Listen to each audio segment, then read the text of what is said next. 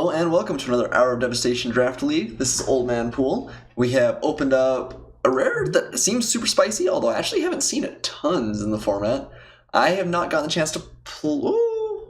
No, I have not gotten a chance to play with it. There was a part of me that wanted to say that I had, but I don't think so. And I think I've only seen it from opponents like once, although it creamed me, so looked pretty good. We also haven't really gotten a Desert Synergy deck going, so I think I'm going to try the Hydra. I'm pretty excited about that. Honorable mention to Oketra's Avenger, probably his second pick. Unconventional Tactics, Riddle Form, both sweet. Dallas Avens, good. Rampaging Hippo's good. But yeah, Hydra, definitely happy to pick this guy up. Alright, for Insanity. Someday maybe we'll have to try and go deep on the mill deck. I don't think that day is today, but yeah, I don't know. I guess maybe it works with the... no, I'm not feeling it. I could see this actually being pretty legit if you end up with the desert that's associated, and the Hydra. I mean, it's kind of a desert card. Who knows? Alright, so we have a Hope Tender, which is okay, but not crazy exciting. Feral Prowler, Kenner Scrapper, Frontline Devastator, Spellweaver Eternal, Aerial Guide. I'm kind of thinking Aerial Guide is just where I want to go. I have played Green-Blue a couple of times already, but I think it's not a bad start to a ramp deck. I think that's probably going to be the pickup here. I think it's better than Hope Tender, and I don't think that either of our green cards on color are really as close to powerful. I do like Kenner Scrapper and Devastator a lot too, but I think blue plays maybe a little bit better. Look at it this way, I don't think I've ever picked an Aerial Guide and been sad about picking an Aerial Guide. Let's say it that way. Okay, there's a Desert's Hold here, which definitely does fit into maybe our Desert's theme, although there's not tons else here. There's also Unquenchable Thirst, I guess, which is on color, and not that much worse than Desert's Hold if you got a Desert. We could just take Devotee of Strength, which I think is just a better kind of all-around card. I haven't seen any deserts that I'm happy to take so far, so maybe someone else is going hard for that. But I think Devotee of Strength is just probably the pickup here. I do think that the format is heavier on 3s than I would like in general, but it is a pretty good one. It's good for mana sink. If, like I said, we do end up in sort of a ramping shell, this is a good thing that you can stick mana into later on.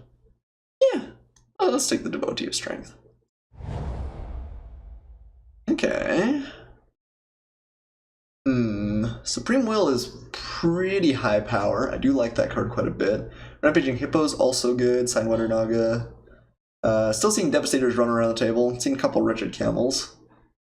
So maybe it just means there are tons of deserts being opened, although the problem is the best deserts are the cycling lands. Well, actually, a lot of the uncommons are great too. So a lot of people just kind of pick them up willy-nilly, but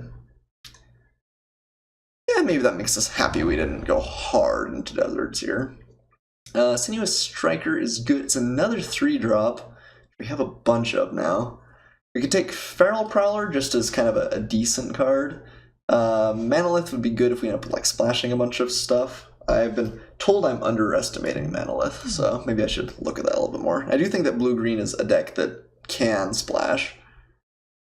I'm tempted to take the Striker. I think it's the highest power, but I am wary to take this many 3-drops early. I think that is what I'm going to do. I think it's better enough than Feral Prowler, but we have to start prioritizing our 2s. And here we're put to the test, I suppose. I do like Supreme Will an awful lot. Spellweaver Eternal is a 2-drop. I'm going to eat my words right now. I think this card is very, very good, but I think I'm going to take the Supreme Will. I love the counterspell, and the fact that if your opponent tries to bait you out or whatever, you just go ahead and look for good cards is pretty powerful too. You watch that, I'm gonna end up with one 2-drop and be super sad. Okay. Don't love Reedstalker, don't love Seer, don't love Tragic Lesson. I think I'm gonna take the Survivor's Encampment. This is definitely a poor man's desert. On the off chance we want to splash something, I guess that helps out, but Not the desert that we're hoping for, but maybe the desert that we deserve. Okay. And not tons here. The late Chandra's Defeat. I would say it's Lateness's Defeat, except for that card's not very good. Still love Tragic Lesson. I wonder if I should just take the Chandra's Defeat. I mean, potentially we can splash it off of Survivor's Encampment if we end up playing this. And this card is just, like, nuts. Even for 2 mana, or I guess it's not 2 mana, but mana and a creature. Against the right matchup, that seems really great. Okay, well, it seemed like we were really pretty open, actually. I feel like all these cards are pretty high quality, but now we're seeing almost nothing in green or blue, which is a little bit interesting. We can make another Survivor's Encampment or Proven Combatant. Neither of these things I love. I'm going to take the Encampment. Cunning Survivor I don't hate, but I think Feral Prowler is better. I am happy to have a 2-drop, even if it's not a super aggressive one. Although we might be leaning a little bit more towards late game anyway, with a couple Supreme Wills, Hydra, Devotee. Grift of Strength is fine. I'm not sure this is the deck for it, but it is fine. There's that one. No love for black here. I think both of these cards are highly playable. Richard Camel in particular has been pretty impressive to me. I guess we could... I don't think we're going to play the second gift ever. Maybe we'll take that as a random chance that we slide into black. Lead Chance. I don't even really know what this card is, other than I have no reason to know what it does. Turning a number of permanents to your hand. Okay, stuff. Number of cards. Oh, what? Look at us being rewarded for just doing poop. Yeah, I'm pretty sure nothing tops Scarab God. Yeah, I don't even really have a ton to say. Like the desert, wish we had a desert too. Like the Aerial Guide, wish we had Aerial Guide too, but... Sweet mama. Okay. So, how much do we want deserts? Do we want them more than an Ominous Sphinx? I don't know that we do. Ominous Sphinx is a real great card. 4/4 flyer on its own is pretty high value. I guess we don't really have any cycling. But even without that, that's just pretty high above curve. And if you get some situational advantage, it's pretty great too. It's possible that one of these 2 deserts comes back around to us, but not crazy likely. The Hydra goes from being like just okay to quite good if you've got a couple of deserts in play. I feel like, I don't know. I feel like Ominous Sphinx is still just a higher power pick though. So, we're passing deserts. If we don't get any more, we'll definitely, we can't say anything about it, but... Man, these are tons of Catcher's Avengers. We could have had a lot of those guys, and they're pretty great. So we can take Unquenchable Thirst here. I do like Sinuous Striker, but again, we already have a bunch of 3s. Thirst is good if we end up with more deserts. We're already going to play some of these, I think, to splash the Scarab God. Sure. We'll take Unquenchable Thirst. Feral Prowler's fine, but Thirst is, I think, is higher upside. And Striker's pretty good, but I'm just worried that we don't end up with enough. Okay. Hashtag Oasis is kind of what we're hoping for, actually. Another Unquenchable Thirst wouldn't be bad, but this is not only a desert, it is a desert with a little bit of upside. It doesn't even enter tapped, so yeah, pretty happy to take that. Not much else in this pack unless the Unquenchable Thirst comes back for us, but... Okay, we have 3 deserts now. I'm starting to feel a little bit more confident on that.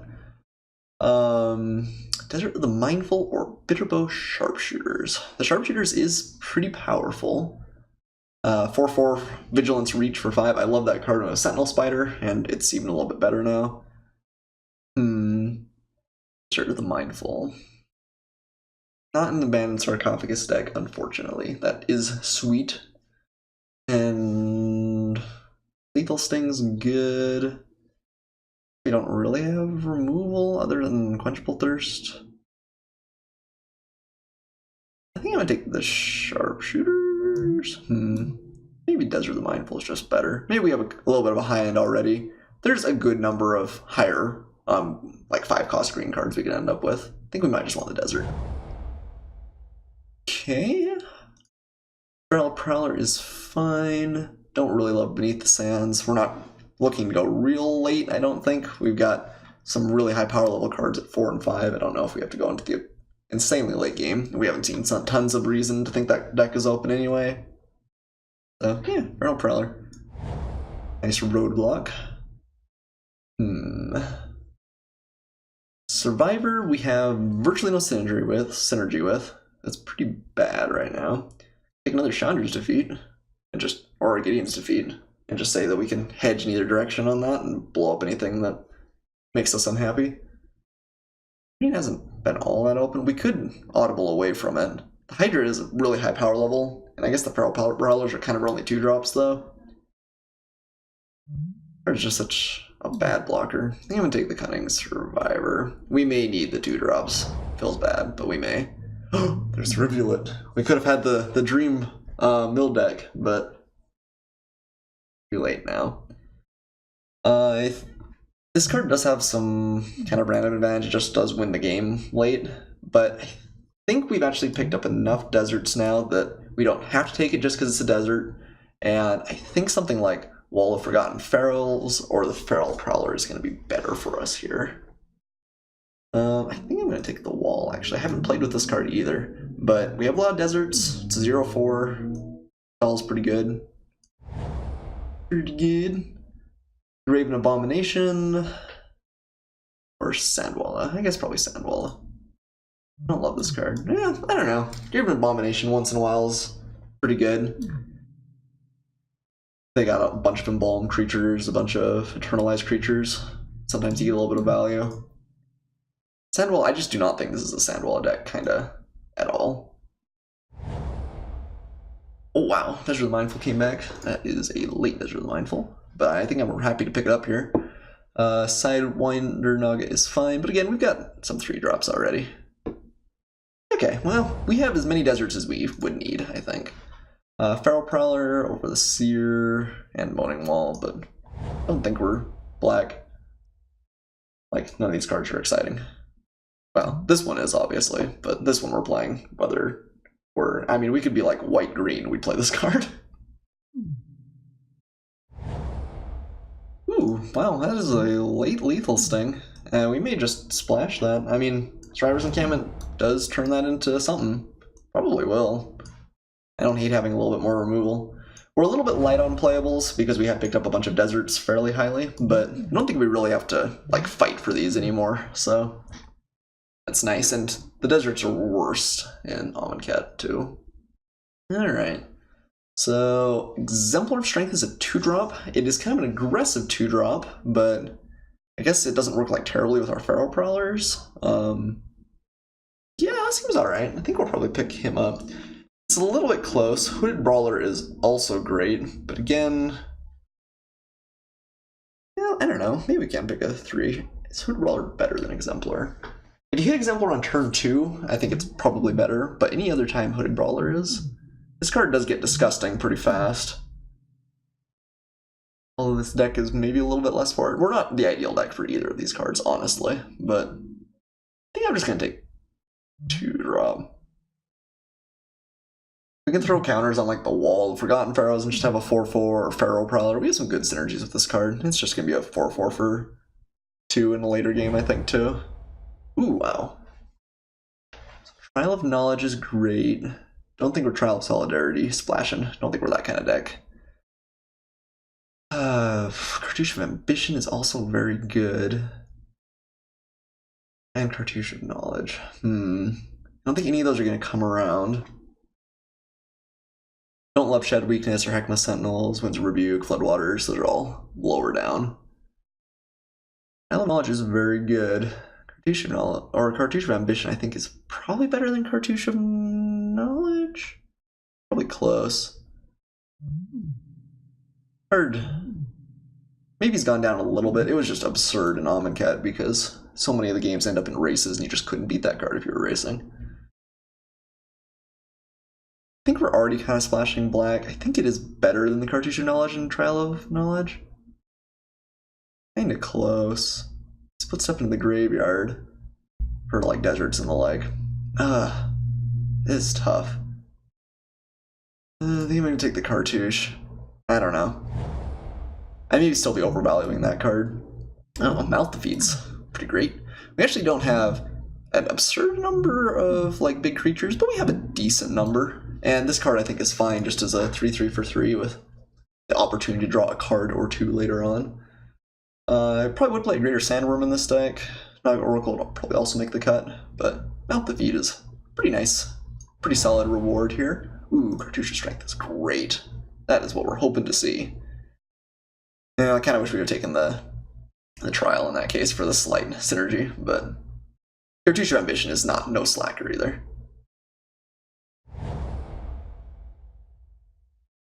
Kind of unexciting here. Quarry Hauler works well with the Exemplar Strength. That's kind of it. We only have one 4-drop.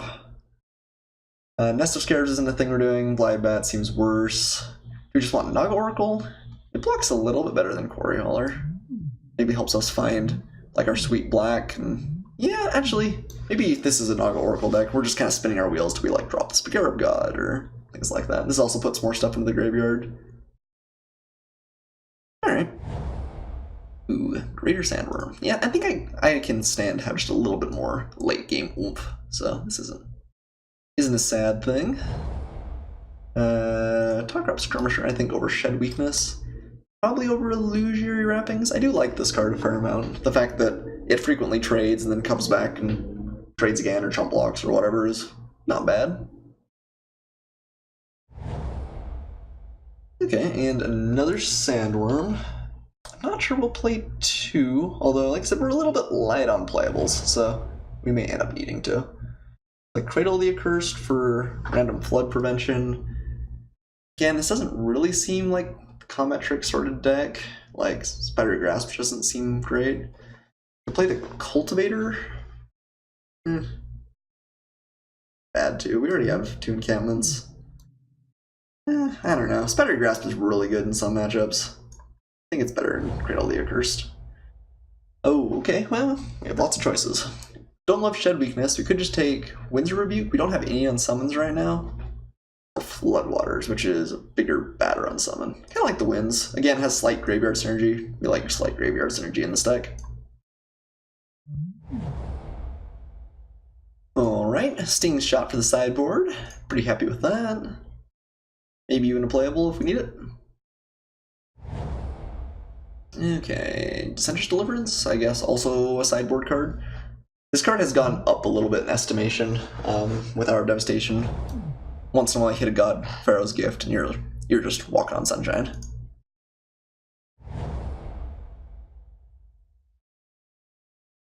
Bunch of miscellaneous poop. Alright.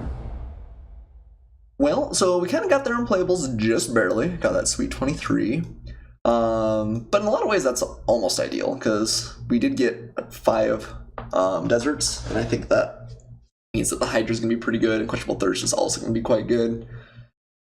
We can splash for Chandra's defeat in the future, if we know we're against that opponent. Let's actually color. I should have done that first. These guys are definitely making it into the deck. Don't think we need Raven Abominations base. Don't think we need any of these green. Countervailing Winds is just probably worse than Supreme Will. Let's sort out our creatures. We have a decent number of like blocking 2s. Wonder if we want all 3 Feral Prowlers. I guess the alternative is what do we play instead of it. There's not tons that we play. We only end up with 3 actual 3-drops, although wherever Mount the Feet is a 3-drop too. But we have Supreme Will, which we can leave up, and that does some work. The Cartouches are both powerful plays. Lethal Sting seems good, especially with all the Feral Prowlers and Wall, etc.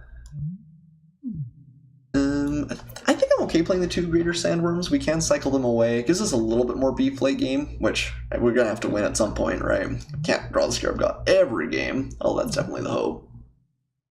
Works okay with the Ominous Sphinx for a little bit of random upside. Yeah, you know, I think I'm just going to leave the deck as is right now. We may decide that like I want one more trick, or maybe like Countervailing Winds is better than a Feral Prowler. But I think as it stands, this looks not too bad. Let's bring in our Survivor's Encampments. That's really our only way of splashing for Scarab God, Lethal Sting, and Cartouche, but I wonder if we. Well, no, these are both like high power cards, and we've got places to throw the -1/-1 counter. So Lethal Sting just looks great. Yeah, I think we're gonna play them all here. So let's add some lands. We have more green early. Don't really necessarily want to play 2 blue things at once. So the only real time we'll be punished for that is like Ominous Sphinx. I think we can afford to go a little bit lighter on blue. 6, am I that light on blue? I think I'm probably just gonna play 3 swamps. Kind of like having 1 extra one. Let's see how bad the mana feels if we do that. And then we're gonna play. Got 12 slots. You do like this is 8 forests base, and then the Survivor's Encampments get turned on by the Feral Prowlers pretty quick if we need them. Our mana is maybe a little bit sketchy, but probably good enough. And if a Survivor's Encampment is on, then all of a sudden we've got 8 blue sources and 10 green sources. 3 black sources. We never need more than 1 black.